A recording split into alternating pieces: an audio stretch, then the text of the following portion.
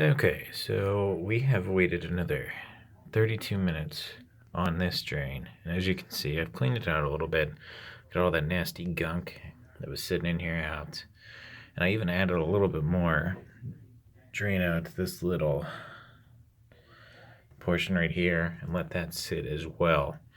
And everything's actually working right now. I'm completely impressed with this Drano. Now, I've read online that you do not want to use Drano if you have PVC or PEX line. You want to use this on metal. If you use it with PVC, you can get that kind of glass effect in there as it mixes and the chemicals combined with whatever is stuck in your drains. But I do have metal. I can guarantee you if I tear this apart, which I plan to, this was just a temporary fix to get the water out of there. We were waiting on doing a bathroom remodel, but this was put in whenever the last person that adjusted this did, and I guarantee you that if we open this up, we are going to have a clog somewhere here. Usually you see these clogs right around these connection points. So this is draining fine.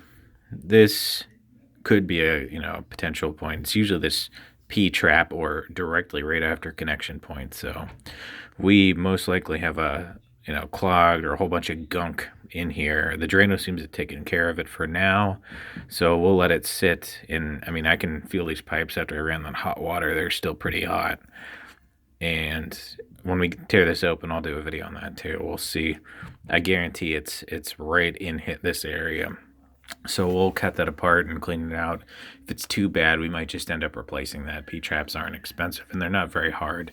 To remove them, all you're going to want to do is, loosen these up, and then they come right off.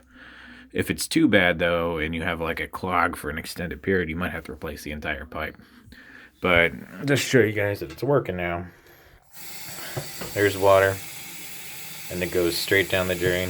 Before, I could even have it on a small drip like this, and it would just slowly fill up.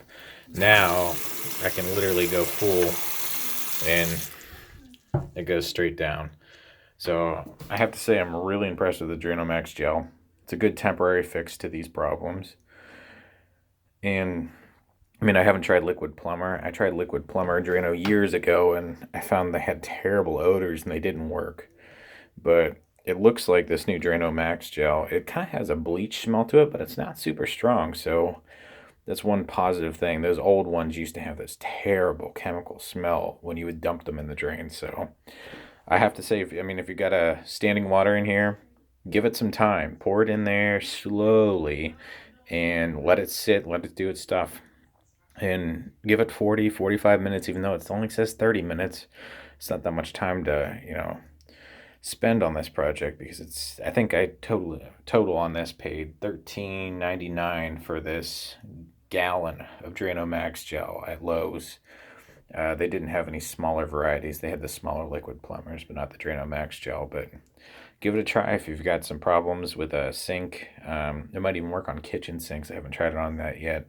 That'll be next if something goes wrong in there. All right, thank you for watching.